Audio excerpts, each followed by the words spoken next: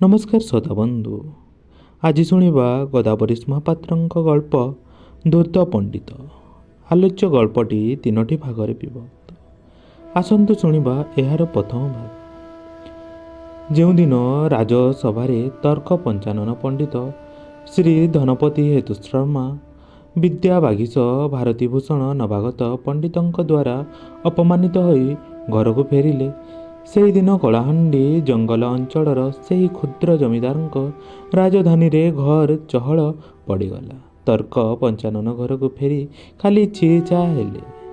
गत 17 वर्ष है से थिले से राजसभा दिग्गज पंडित। दानशील जमीदार सुनाम शुणी केते नवागत पंडित सेठाको आसी तर्क पंचानन द्वारा पांडित्य पराजित हो जाउछन्ति। जेते थर पंडित माने तांको द्वारा पराजित हेउचन्ति सेते थर तांको नुआ नुआ उपाधि मिलिछि। उपाधि संगे संगे कुंडल पाट जथा से पाइछन्ति। गडरे उत्सव होइछि, किंतु एथर एपरि घटियो बोली तर्क पंचानने कल्पना भी करि नथिले। कुआडू आसिला ब्राह्मण टका पुरी आडू आश्रयहीन भावरे पुरी बड़दाण्डरे बुलुथिला। तार रूपसौष्ठव देखि तार मधुर व्यवहार रे मुग्ध होई तर्क पंचानने अजाचित भावरे से दिन ताको आश्रय देइथिले निज घरे। से जे राजसभा को जाई जुक्ति तर्करे तर्क पंचानन विद्या परीक्षा करि बसिब, से कथा से भाबिबे काहीकि? जो समयर कथा एठारे कहा जाउछि ताहा आज की 150 वर्ष पूर्व बेसी होइगला।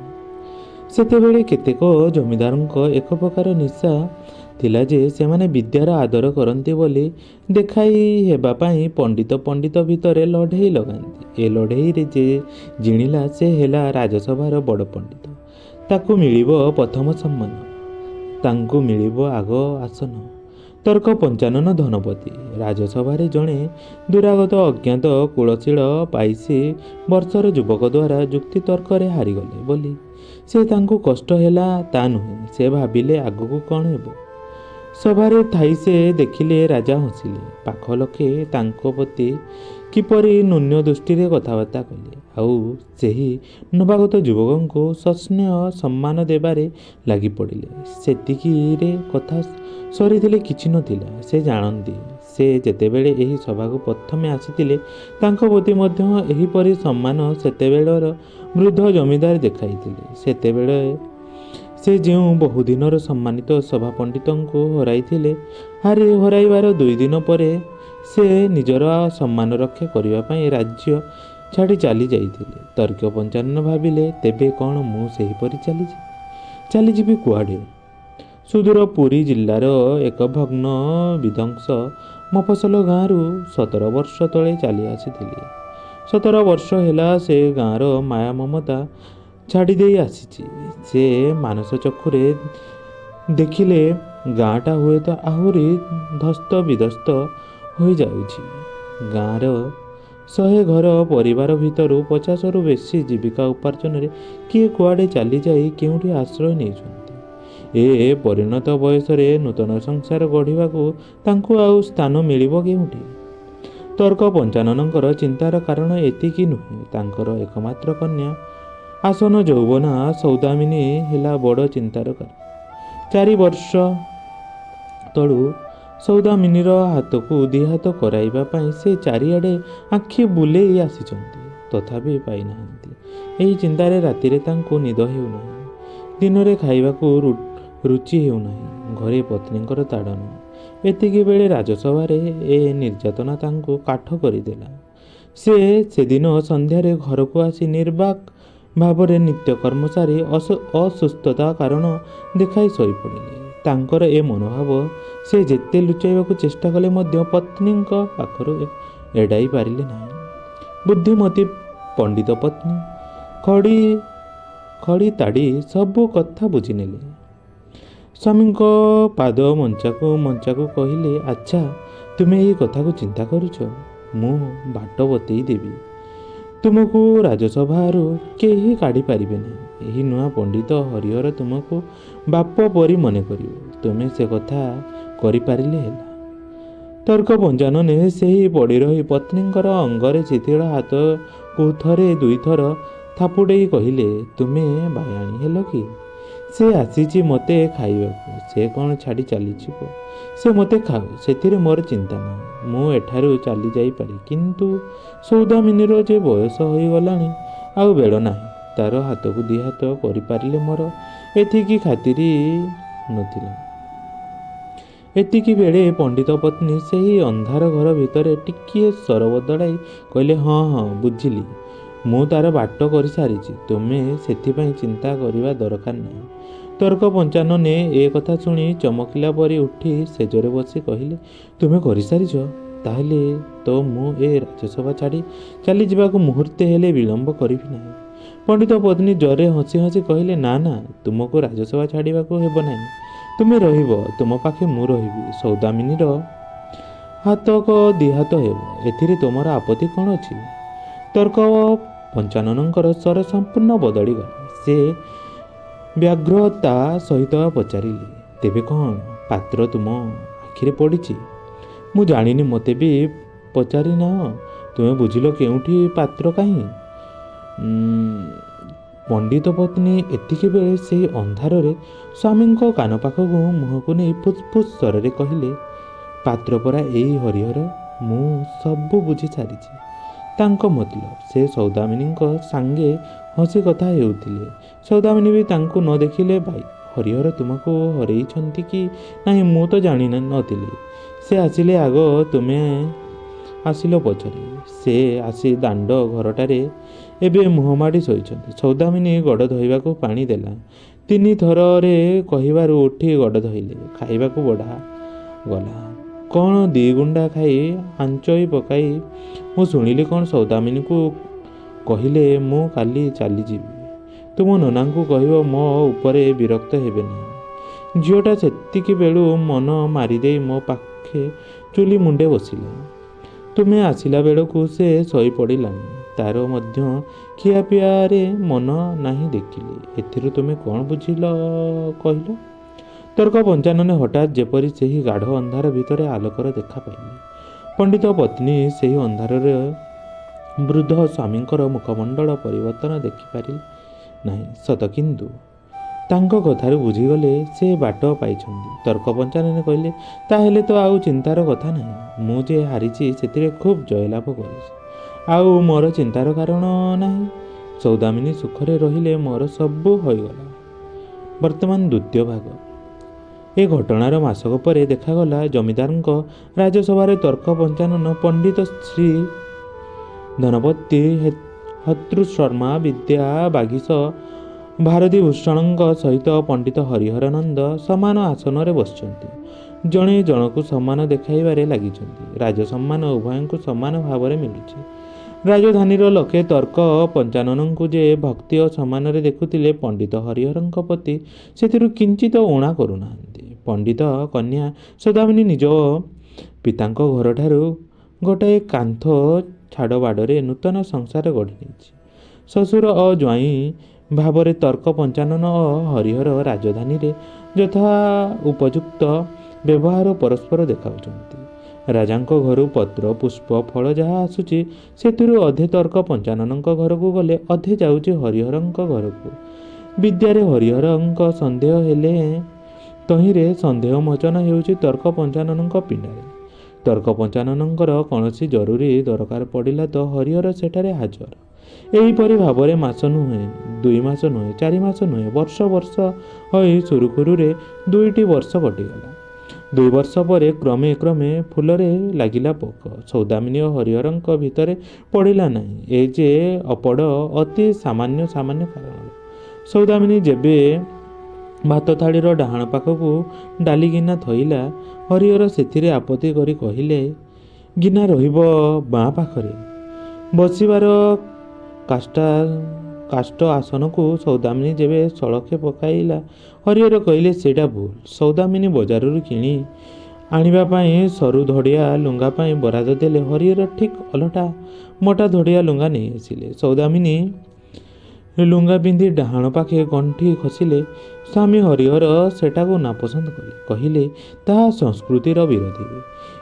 ଏପରି ଭାବରେ ଖାଇବା, ପିନ୍ଧିବା, କଥା କହିବା, ସଉଦା କରିବା ସବୁଥିରେ ସ୍ୱାମୀ ସ୍ତ୍ରୀଙ୍କ ଭିତରେ ଅମେଳ ଦେଖାଗଲା। ଖାଲି କଥାରେ ଏହି ମତଭେଦ ରହିଥିଲା କିଛି ଆପତ୍ତି ନଥାନ୍ତା, କିନ୍ତୁ ତାହା ବେଳେବେଳେ ଗୁରୁତର ହୋଇଉଠିଲା। ସୌଦାମିନୀ ଥରେ ଗୁରୁତର ମତଭେଦ ବେଳେ କହିଲା, କୁଶ ଆଗରେ ପାଣି ଦେବାକୁ କିଏ ନଥିବେ। ଏଥିରେ ହରିହର ଉତ୍ତେଜିତ ହୋଇ ଉତ୍ତର ଦେଲେ, ଜାଣିଛ ନା ମୋତେ ଚିଡ଼େଇଲେ ବେକରେ ଖୁର ଲଗେଇଦେବି।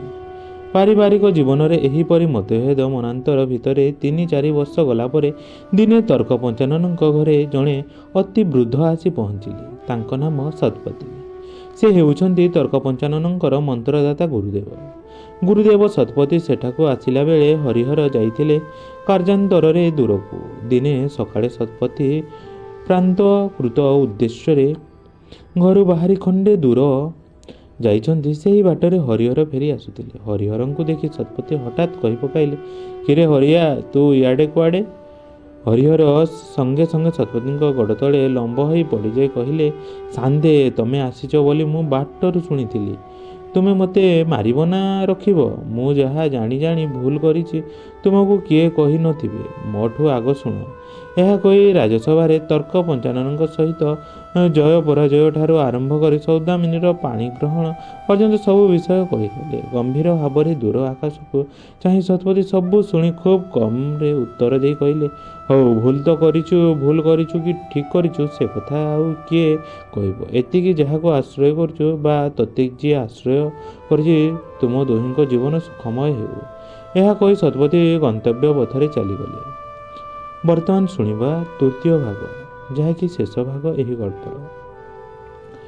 ବାଟରେ ଶତପଥୀଙ୍କ ସହିତ ପଣ୍ଡିତ ହରିହରଙ୍କର ଏହି ଯେଉଁ କଥାବାର୍ତ୍ତା ହେଲା, ସେସବୁ ସମ୍ପୂର୍ଣ୍ଣ ନ ଶୁଣିଲେ ମଧ୍ୟ କାର୍ଯ୍ୟ ଅନ୍ତରେ ଆସି ଦୂରରେ ଥାଇ ସେସବୁର ଅଭିନୟ ଦେଖୁଥିଲା ସୌଦାମିନୀ। ତା ମନରେ ଘୋର ସନ୍ଦେହ ହେଲା। ଏପରି ସନ୍ଦେହ ହେଲା ଯେ ମନେ ମନେ ଭାବିଲା, ଯେଉଁ ଭୁଲ କଲେ ଆଉ ସଂଶୋଧନ କରିବାର ବାଟ ନାହିଁ। ବୋଧହୁଏ ସେହି ଭୁଲ ସେ କରିସାରିଛି। ସେହି ଭୁଲ କରିବାରେ ତା'ର ବାପା ମା ମଧ୍ୟ ଭାଗ ନେଇଛନ୍ତି। ଏକଥା ବିଚାରି ବିଚାରି ତା ଆଖିରୁ 2 ଧାର ଲୁହ ବହି ପଡ଼ିଲା। ଜାଣିକରି ଭୁଲ କରିଥିଲେ ହୁଏତ ସେ କାହା ପାଖେ କ୍ଷମା ମାଗି ପାରିଥାନ୍ତା, ପ୍ରକାଶ କରିପାରିଥାନ୍ତା। ଅଜାଣତ ଭୁଲକୁ ସେ ଆଉ ସଂଶୋଧନ କରିବ କିପରି? ହାତ ପାପୁଲିରେ ଲୁହ ପୋଛି ସେ ତା'ର କାର୍ଯ୍ୟରେ ଲାଗିଲା। ବେଳ ବୁଢ଼ୀ ସନ୍ଧ୍ୟା ହେଲା। ରାତି ପହରକୁ ବଢ଼ିଗଲା। ଶତପଥୀ ଶିଷ୍ୟ ତର୍କ ପଞ୍ଚାନନଙ୍କ ଘରେ ଭଜନରେ ବସିଲେ।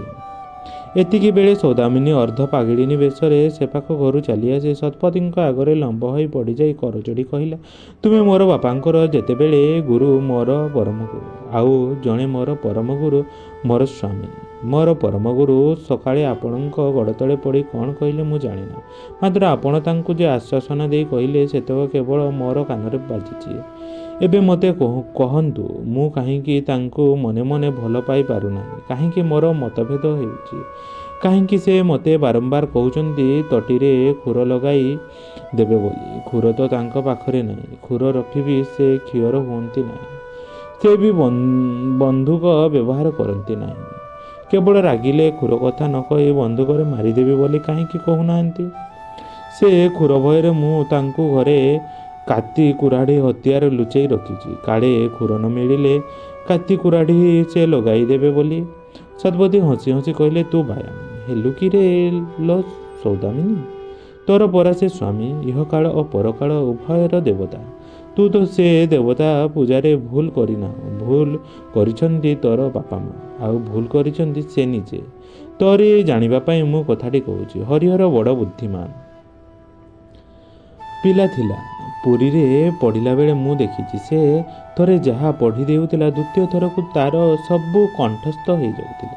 ପୁରୀରେ କେତେ ନନ୍ଦ ଶାନ୍ତ ପିଲା ପଢ଼ୁନଥିଲେ, କିନ୍ତୁ ଏହି ହରିହର ପରି କାହାରି ତୀକ୍ଷ୍ଣ ବୁଦ୍ଧି ନଥିଲା। ସେ ପାଠ ପଢ଼ିଲା, ଭଲ ଭାବରେ ଉତ୍ତୀର୍ଣ୍ଣ ହେଲା, ପଣ୍ଡିତ ବୋଲି ସେ ଚାରିଆଡ଼େ ଖ୍ୟାତି ପାଇଲା। ହେଲେ କ'ଣ ହେବ, ବ୍ରାହ୍ମଣମାନେ ତାକୁ ପାଖ ପୁରାଇ ଦେଲେ ନାହିଁ। ସେତିକିବେଳେ ସୌଦାମିନୀ ତୁଣ୍ଡରୁ ହଠାତ୍ ବାହାରି ପଡ଼ିଲା, ତେବେ କ'ଣ ସେ ବ୍ରାହ୍ମଣ ନୁହନ୍ତି? ଶତପଥୀ କହିଲେ, ଶୁଣ, ମୁଁ ସେଇ କଥା କହୁଛି। ହରିହରଙ୍କ ବୁଦ୍ଧି ବ୍ରାହ୍ମଣ ପିଲାଙ୍କଠୁ ଅତି ତୀକ୍ଷ୍ଣ। ସେ ଜାତିରେ ଭଣ୍ଡାରୀ। ପାଠ ପଢ଼ି ଯୋଗ୍ୟ ହେଲା, ଅଥଚ ସେଠା ପଣ୍ଡିତ ମଣ୍ଡଳୀରେ ତାଙ୍କୁ ସମ୍ମାନ ମିଳିଲା ନାହିଁ। ତେଣୁ ବୋଧହୁଏ ସେ ସମ୍ମାନ ଖୋଜି ଖୋଜି ଆସି ଏଠି ପହଞ୍ଚିଛି ଏବଂ ରାଜସଭାରେ ପ୍ରବେଶର ବାଟ ପରିଷ୍କାର କରିବା ପାଇଁ ପରିଚୟଟା ଭୁଲ ଦେଇଛି। ତାର ଭୁଲ ପରିଚୟ ଦେବାର ସେ ତ ଭୁଲ କଲା, ବାପା ବି ଭୁଲ କଲେ ତାର ପୂର୍ଣ୍ଣ ପରିଚୟ ନ ଖୋଜି। ଯାହା ହେବାର ହେଲାନି। ଯାହାକୁ ନିଜର କରିଛୁ ତାକୁ ପର ବୋଲି ବିଚାରିବୁ ବା କିପରି? ସେ ତୋର ଗୁଣବାନ ଜ୍ଞାନବାନ ପତି। ତାପରି ପଣ୍ଡିତ ଏ ଦେଶରେ କମ୍ ଅଛନ୍ତି। ତୁ ସେଇଥିରେ ଭାଗ୍ୟବତୀ ହୋଇଛୁ। ତୁ ସେପରି ବୁଦ୍ଧିମତୀ ବୋଲି ବେକରେ ଖୁର ଲଗେଇଦେବି ବୋଲି ଶୁଣିଲା ବେଳେ ତୁ ହୁଏତ ଚମକି ପଡ଼ୁଥିବୁ। କାରଣ ତୋ ବାପାଙ୍କୁ ଖୁର କଥା ବତେଇଲେ ସେ ବି ତାହା କରିପାରିବ ନାହିଁ। ହରିହର ଦୋଷ କ'ଣ? ଯୁଗ ଯୁଗ ଧରି ବଂଶ ପରମ୍ପରା କ୍ରମରେ ଖୁର ତାର ମୌଳିକ ବୃତ୍ତି ଥିଲା। ତାର ରକ୍ତର ପ୍ରତି ବିନ୍ଦୁ ଖୁର କଥା କହିବ। ଆଉ ବିଚାର କରିବାର ବେଳ ନାହିଁ ତାର। ଯାହାକୁ ପାଇଛୁ ତାକୁ ହିଁ ଧରି ଘର କର। ମାତ୍ର ଏତିକି, ମୁଁ ତୋତେ ଗୋଟିଏ ମନ୍ତ୍ର ବତେଇ ଦେବି, ଅର୍ଥାତ୍ ସେ ବୁଝିବା ଭାଷାରେ ଗୋଟିଏ ସୂତ୍ର କହିଦେବି। ତୋ ମୁହଁରୁ ସେ ତାହା ଶୁଣିଗଲେ ଆଉ ଏପରି ଖୁର କଥା କହିବ ନାହିଁ। ସେ ତୋତେ ରାଗି ଗାଳି ଦେଲାବେଳେ ତୁ ଏତିକି କହିବୁ, ଆସିଥିଲେ ଯେଉଁ ଶତପଥୀ, କହିଛନ୍ତି ତୁମ ଜାତିପତି, ତମର ଦକ୍ଷିଣ ସାହିରେ ଘର, ତୁମେ ଇମିତି ଇମିତି କର। ଏହି ଶେଷ ପଦକ କହିଲା ବେଳେ ସେ ଭଣ୍ଡାରୀ ଚମ ଉପରେ ଖୁର ଘଷିଲା ପରି ବାଁ ହାତ ପାପୁଲିରେ ଡାହାଣ ହାତକୁ ଘଷି ବୁଝେଇ ଦେଲେ। ସୌଦାମିନୀ ଏକ ଲୟରେ ସବୁ ଶୁଣି କପାଳକୁ ଅକାଟ୍ୟ ଶକ୍ତି ମନେକରି ଗୁରୁଙ୍କ ପାଦତଳେ ମୁଣ୍ଡିଆ ମାରି ତା ଘରକୁ ଚାଲିଗଲା। ଏ ଆଜିକୁ 1.5 ବର୍ଷରୁ ବେଶୀ ଦିନ ତଳର କଥା। ସେ ସୌଦାମିନୀ ଆଉ ନାହିଁ, ସେ ହରିହର ବି ଆଉ ନାହାନ୍ତି। ଏବେ ସେଇ ଧୂର୍ତ୍ତ ହରିହର ଓ ବୁଦ୍ଧିମତୀ ସୌଦାମିନୀର ଔରସରୁ ଜାତ 3ଟି ସନ୍ତାନ ଓଡ଼ିଶାରେ 10ଟି ପରିବାରରେ ପରିଣତ ହୋଇ 2ଟି ଜିଲ୍ଲାରେ ବିଛେଇ ହୋଇ ଯାଇଛନ୍ତି। ଏଇଠି ସରିଲା ଗଳ୍ପର ଧୂର୍ତ୍ତ ପଣ୍ଡିତ। ଗଳ୍ପଟିକୁ ସମ୍ପୂର୍ଣ୍ଣ ଶୁଣିଥିବାରୁ ଧନ୍ୟବାଦ। ଆଶା କରୁଛି ଆପଣ ସବସ୍କ୍ରାଇବ୍ କରିବା।